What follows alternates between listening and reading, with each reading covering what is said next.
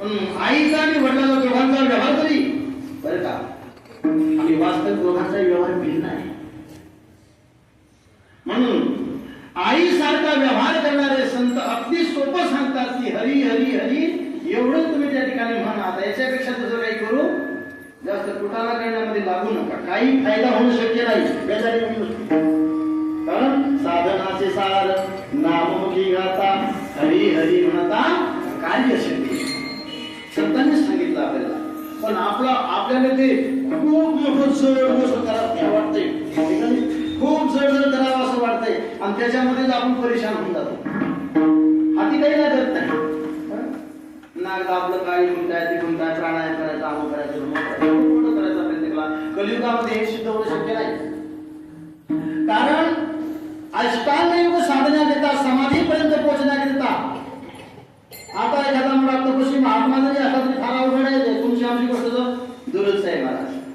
कारण त्याला 8 योग अष्टांग योगाच्या संबंधानं समाधीपर्यंत जाता येतं. त्याच्यामध्ये यम नियम आसन प्राणायाम प्रत्याहार ध्यान धारणा हनुमान समाधी आहे. पहिले यमच आपल्याला माहिती नाही, नियम तर आवडतच नाहीत अजिबात. साधे नियम नाही माहिती काय पाळणार आहे आपण. आसन सुद्धा आपल्याला आतापर्यंत बालपणापर्यंत जन्माला आल्यापासून आतापर्यंत जायचा न झाला, पण साधी मांडी सुद्धा आपल्या घरून 1-2 घंटा बसता येत नाही. ती सिद्ध झाली आपल्याला. बाकी पद्मासन सिद्धासन हे भूतींचा सिद्ध. कारण 8 घंटे लगातार त्या आसनात बसल्यावर अंगाला कोणत्याही प्रकारची तकलीफ होऊ नये, सहज बसावं 8 घंटे. समजा ते असं सिद्ध झालं. आपण बसायचं असं साधं ज्याला म्हणतो तेच होत नाही. हे होतंय का नाही. म्हणजे कुठं जास्त पडायचं. होईल तेवढं हरी हरी म्हणत जा, होईल तेवढं म्हणा. आणि त्यानं काय होईल, साधनाचे साधनामुखी गाता हरी हरी म्हणता कार्यशक्ती. कार्यशक्तीने सांगितलं काय कार्य आहे, आत्मानुभूती प्राप्त करणे. मी कोण आहे ही प्रत्यक्ष अनुभूती आपल्याला होणं. याच्याकरिता आपण या मानव जगामध्ये आलो आहोत ना, तर याच्याकरिता आपल्याला संतांना शरण जावं लागतंय. तो संबंधाने असता ही गुरुपौर्णिमा आहे.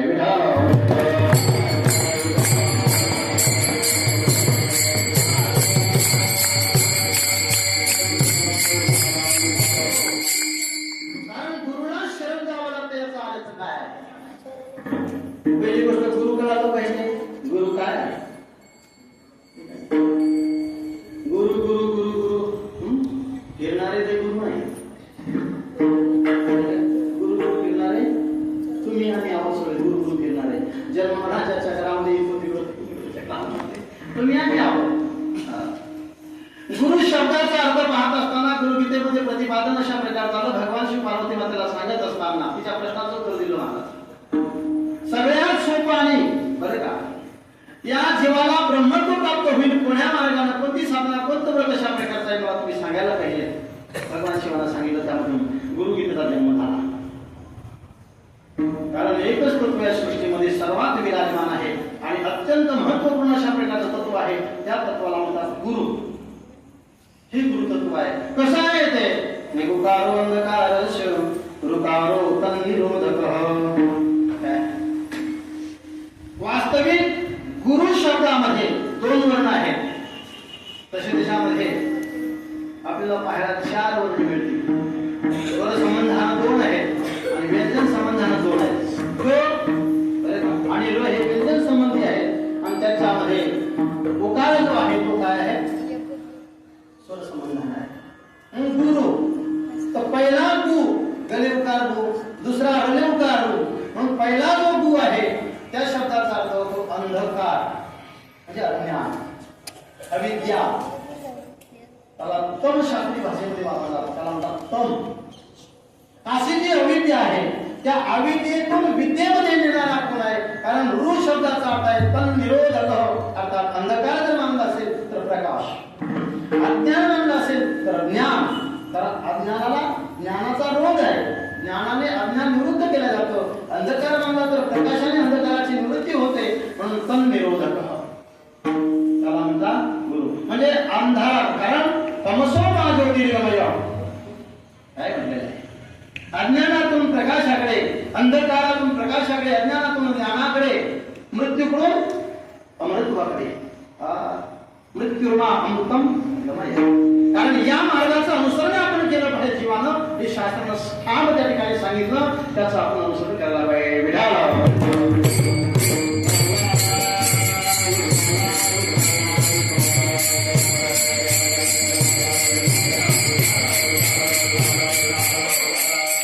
गुरु आणि शिष्याचा फार मोठा एक त्या ठिकाणी आंतरिक संबंध आहे. आता गुरु म्हटल्यानंतर आपण कोणाला गुरु म्हणतो, कोणाच्याही पाठीमागे लागतो, कोणाला गुरु म्हणतो. हा आपला त्या ठिकाणी एक माणूस आहे, आपली त्या ठिकाणी भूमिका आहे. कोणाला म्हणणं हा विषय नाही. तुमची जरी श्रद्धा आहे, विश्वास आहे, अशा ठिकाणी त्यांना तुम्ही शरणापन्न हा त्यांना गुरु मानतो. आई वडिलांना गुरु म्हणू शकता याच्याबद्दल बात नाही. ज्यांनी आपल्याला त्या ठिकाणी दोन बोधाचे शब्द सांगितले असेल त्यांना गुरु मानतो याच्याबद्दलही बात नाही. ज्यानेही त्यांना आपल्याला जे शिक्षण दिलं असेल ना ते आपले गुरु आहेत. मृदंग शिकवला महाराजांनी ते गुरु आहे. गायन शिकवलं महाराजांनी ते गुरु आहे. कोण टाळ शिकवला ते गुरु आहे. कोण शाळेमध्ये आपल्याला बाराकडे लिहायचं शिकवलं ते सुद्धा गुरु आहे. जे जे आपल्यापेक्षा श्रेष्ठ आहे, आपल्याला ज्याच्यापासून लाभ झाला आहे ते आपले गुरु आहे. एक सामान्यपणे या गुरुचं लक्षण त्या ठिकाणी प्रतिपादन केलं सांगितलं. पण विशेषत्वानं जर आपण पाहिलं तर शरीर हे गुरु नाही. शरीर तुमचं आमचं पंचमहाभूताच आहे. हा प्रपंचच आहे. हे एक शरीर नाही, असे 3 शरीर आपल्या सोबत वास करतात.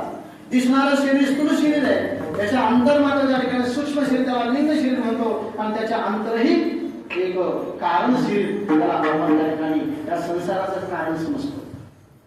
असे 3 शरीर आहेत. पण हे सर्व 3 शरीर प्रपंच आहे. फक्त काय तो फक्त प्रपंच आहे. म्हणून त्याला गुरु मानणं बरोबर नाही. त्याला गुरु मानण्याची आवश्यकता नाही. पण त्या शरीराच्या अंतर जो शून्य आत्मा आहे, अर्थात जीवात्मा आहे, ज्यानं शास्त्राचं अध्ययन केलं असेल, ज्यानं गुरुच्या परंपरेने त्या ठिकाणी महावाक्याचा बोध ग्रहण करून अनुभूती त्याची प्राप्त केली असेल आणि तो सहज त्या ठिकाणी सहज बोलणे हितोपदेश करुणी सायास शिवविधी अशी अनुभूती ज्याच्या चित्तामध्ये वावरत आहे, तो सहज बोध करतो, सहज चालता चालता आणि त्याचा शब्द ऐकले का मनुष्यामध्ये परिणाम होतो. महाराज त्याला काय म्हणावं?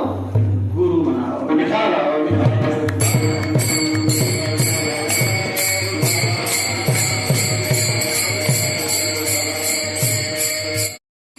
कोणाला कोण कसा गुरु लाभेल याच्याबद्दल काही सांगता येत नाही.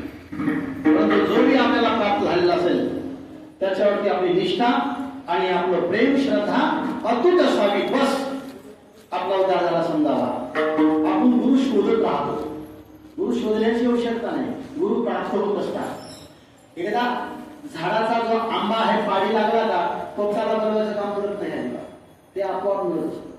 पोपट आपोआप येत असतात. नाहीतर आंब्यात धावा पोपट आल्याशिवाय पिकायचं नाही. पोपट आल्याशिवाय पिकायचं नाही. तर कधीच पिकत नाही आणि पोपटही येत नाही. गुरु शोधून नाही हे महात्मा चांगले, ते महाराज चांगले, नाही यांनाच गुरु करायचं, नाही त्यांनाच गुरु करायचं, यांना मिळवणं शक्य नाही.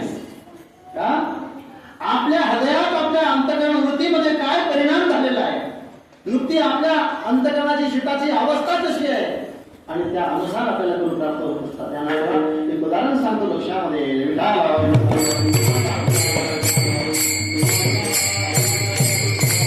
असो कोणतीही असो, कोणाही समाजाचे, कोणाही घरातले, कोणाही दारातले कुठले असो, एकदा प्राप्त झाल्यावर त्यांचा जो बोध प्राप्त झाला का त्याचं मात्र त्या ठिकाणी पराकाष्ठेनं काय केलं पाहिजे? अनुसरण केलं पाहिजे, अभ्यास केला पाहिजे.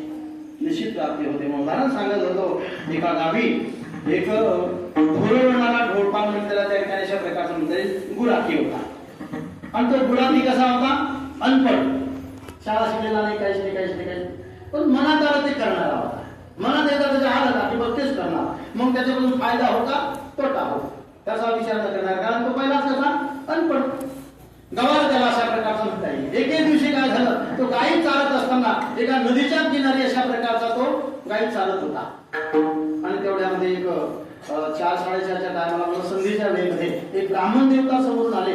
समोरच्या गावाला जायचं म्हणून त्यांनी पाहिला, आता वेळ संधीचा झाला, नदी आलेली आहे जवळ. म्हणून त्या बाबांनी काय केलं, आपले त्या ठिकाणी वस्त्र वगैरे काढले आणि त्या नदीमध्ये डुबकी वगैरे लावली, स्नान वगैरे केलं, संध्या वगैरे करण्याकरता बसले. तर त्यांनी प्राणायाम सुरू केला, प्राणायाम करायला सुरुवात केली.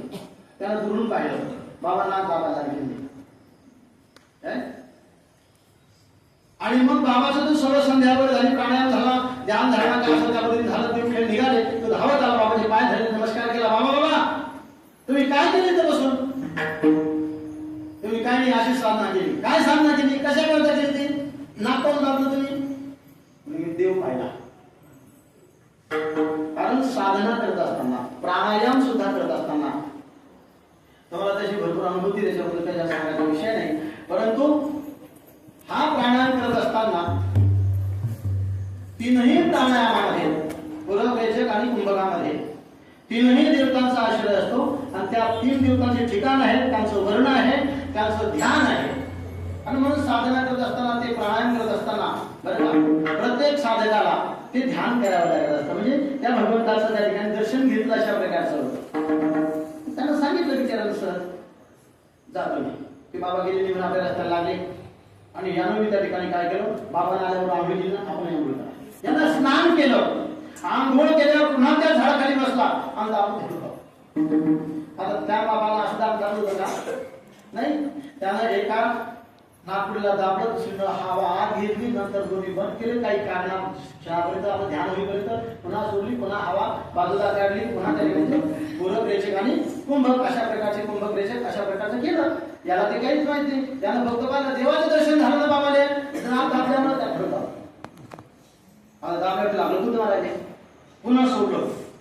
नाही देवाचं दर्शन काही झालं नाही आपल्याला. आता जोरात दाबायचं, आपण हाडून दाबला असं पाहिजे, पुन्हा दाबून धरलं. एवढं दाबून महाराज त्या ठिकाणी पुन्हा तो घाबरला. शेवटी पुन्हा सोडावं लागलं. त्यानं विचार केला, बाबा खोटं बोलणार आहे, ते ब्राह्मण देवता आहे, खोटं बोलणार नाही, त्याला देवाचं दर्शन केलं, याचा अर्थ काय, आपल्याला दर्शन झालंच पाहिजे. आता मेलं तरी चालेल, नाक सोडायचं नाही. श्रद्धा, निष्ठा आणि प्रयास बघा. त्यानं नाक असं बंद केलं. महाराज सर्व प्राण त्या ठिकाणी छट पाडायला लागला. प्राणाचा संबंध वायूशी, आणि एवढेच गोष्ट नाही, प्राणाचा संबंध देवता लोकांशी आहे. आणि त्या संबंधाने सगळे देव सुद्धा व्याकुळ झाले. आणि व्याकुळ झाल्यावर परमेश्वराने, देवा अरे काय झालं? परमेश्वरानं पाहिलं, एक असाच आडू भक्त आहे, त्यानं नाक बंद केलं, माझं दर्शन नाही देता. देवा तुम्ही त्याला दर्शन नाही देत, आम्ही सगळे मरणार आहोत. भगवान परमात्मा चतुर्भुज रूपामध्ये त्या समोर गेले आणि प्रगट झाले. महाराज सशंक चक्रगदा हातामध्ये धारण केलेली आहे आणि सांगितलं, बा अरे भक्ता आता सोड नाक, मी आलो उघड डोळे. त्यामुळे नाक सोडलं, डोळे उघडले. भगवंताला पाहिलं, कोण आहे तुम्ही? आणि त्याच्याकरता आवाज दिला, तूच आहे मी. देवा? म्हणजे हो मी देव आहे. कशावरून तुम्ही देवा? आता याला काय माहिती देव कशाला म्हणते? हा, देवाला सांगितलं माझी परीक्षा पाय, कोणाला विचारून घ्या. मग मला कशा प्रकारे देव आहे कोणाला विचारावं? हा, ते बाबाच्या सापडलं. हे पुढे गेलो, त्या बाबाने आनंद हुडको सोबत होते. म्हाताला विचार कसं कसं गेलो होतं पुढं, आनंद पकडून बाबा जावा करता आपण वेळ झाला का? नाही नाही त्याला पहा, त्याला घेऊन आलं, सांगितलं तो देव आहे का सांगा. या देवाला त्या ठिकाणी चतुर्भुज रूपामध्ये, पण त्याला दिसेना. त्या ब्राह्मणाची तेवढी श्रद्धा, तेवढी निष्ठा, तेवढा प्रयास नव्हता जेवढा यानं केला महाराज. म्हणून त्याला तो दिशेला असा झाला. त्याला सांगितलं काय हे सगळ्या करतो, कुठेही तर देव किंवा आहे ते काही सांगा नाही, हात आहे, पाय आहे, आपल्याला मुकुट आहे, याला काही दिशे. शेवटी ब्राह्मणानं विचार केला, चित्र जाता बा. त्यानं सांगितलं याच्याशी जरा असा गोंधळ केला तर हात म्हणून जाते. सांगितलं हा हा हात हात हात हात थांब, जाऊ तुम्ही आता जा. मग तू निघा. आता नंतर भगवंताला त्याला सांगितलं, आता खटपटली खात्री म्हणजे हो कशी काय म्हणते, भजीबा सांगितलं आपण मी त्याला दिसलो नाही ना. भगवंताला सांगितलं त्या ठिकाणी मी तर त्याला दिसलो नाही. तसं काय नाही दिसलो मी त्याला. आणि मग त्याला सांगितलं, मला त्याला जर तुम्ही दिसलं नाही, त्यानं मला तुम्ही देव आहात म्हणून सांगितलं. म्हणजे तो सहज बोलला असं. त्याला काहीच माहिती नाही, त्याला फक्त निघून जायचं म्हणून सरकायचं म्हणून गेलं. ठीक आहे, काय हरकत नाही. देवा नमस्कार केला. पुन्हा भगवंत प्रसन्न झाले. सांगण्याचा भक्ता एवढी एवढी साधना केली, एवढी एवढी प्रयास केला ना, मी तुझ्यावर प्रसन्न आहे, तुला काय लागेल ते मागून घे. मागून घे म्हटल्यावर त्यानं काय मागायला पाहिजे होतं? त्यानं सांगितलं, देवा ज्या ज्याही वेळेला ते ब्राह्मण बाबा ध्यान करतील ना डोळे बंद करून, त्यांना तुझं दर्शन झालं पाहिजे. काय झालं पाहिजे?